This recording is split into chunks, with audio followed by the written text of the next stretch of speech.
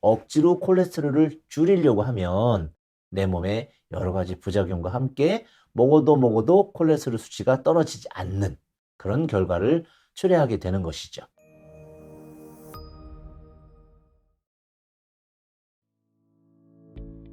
안녕하십니까? 보성환 의원 이만희 원장입니다. 저희가 건강검진을 하게 되면 고혈압과 함께 고지혈증을 굉장히 중요한 요소로 판단을 합니다.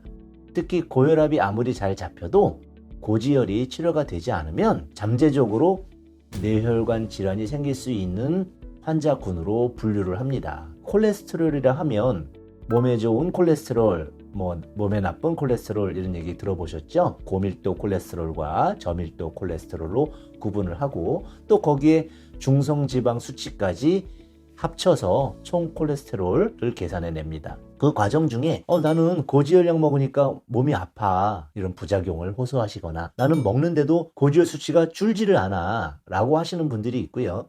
또는 콜레스테롤이 유전인지 우리 부모님도 있고 나도 있고 나는 콜레스테롤 높은 음식을 먹거나 육식을 즐겨하거나 고콜레스테롤 음식의 기호도도 떨어지는데 왜 콜레스테롤이 높은지 모르겠어 라고 말씀하시는 분들이 계십니다. 간과하고 있는 그 요소 중에 하나가 콜레스테롤이 음식에 의해서 섭취되는 부분은 20% 정도밖에 안 된다고 합니다. 콜레스테롤이 생기는 여러 가지는 콜레스테롤은 간에서 스스로 합성을 하고 여러 내장기관에서 합성을 하는 것이기 때문에 그렇고요.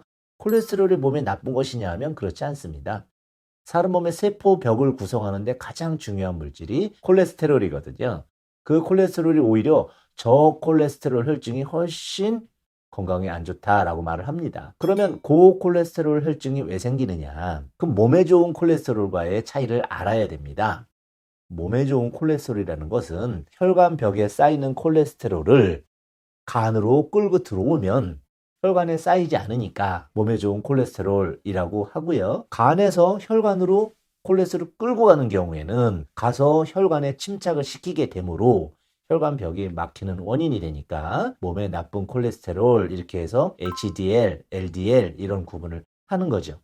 그런데 여기서 알아두셔야 될 것이 있습니다. 혈관벽으로 갔다고 해서 무조건 나쁘냐 하면 그렇지 않습니다. 콜레스테롤이 너무 없는 것이 더 나쁜 것이다 라고 말씀드렸듯이 콜레스테롤이 무슨 일을 하느냐 하면 혈관벽에 스크래치가 났을 때 혈관벽이 갈라지려고 할 때 얼른 가서 모르타르 같은 벽돌 쌓을 때 쓰는 모르타르 아시죠? 그런 것 같이 그 혈관벽의 틈을 메꿔주는 작용을 하게 됩니다. 그런 과정에 몸에 필요하기 때문에 곳곳에 뿌려지는 것입니다.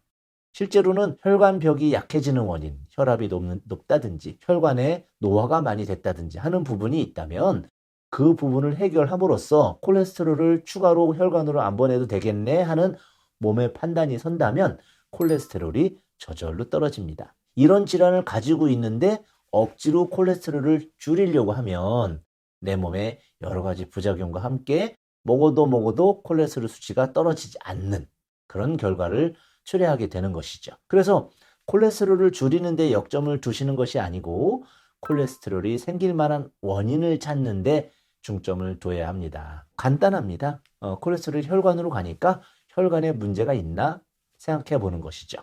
그래서 혈관에 문제가 있는 부분을 병원에서 찾는다면 그것이 콜레스테롤과 연관이 있다라고 생각을 하셔서 혈관 질환을 먼저 극복하시는 혈압약을 드시던 아니면 코르티졸이 분비되는 스트레스를 줄이던 아니면 수면에 의한 여러 가지 부분을 안정화시키던 그리고 혈관 건강에 도움이 되는 음식을 많이 드시고 햇볕을 많이 떼서 비타민 D를 공급시키고 콜라겐이라든지 여러 가지 혈관에 도움되는 성분이 보충이 된다면 그래서 혈관이 튼튼해지고 심장이 튼튼해진다면 콜레스테롤이 저절로 줄 수 있는 그런 획기적인 변화를 보실 수가 있습니다. 오랜 기간 고지혈약을 드시는데도 콜레스테롤이 줄지 않으시는 분들 혈관에 문제가 없는지 한번 알아보시고 식이요법에 의해서 혈관을 튼튼하게 해보시기를 권해드립니다. 콜레스테롤에 대해서 알아보는 시간이었습니다. 감사합니다.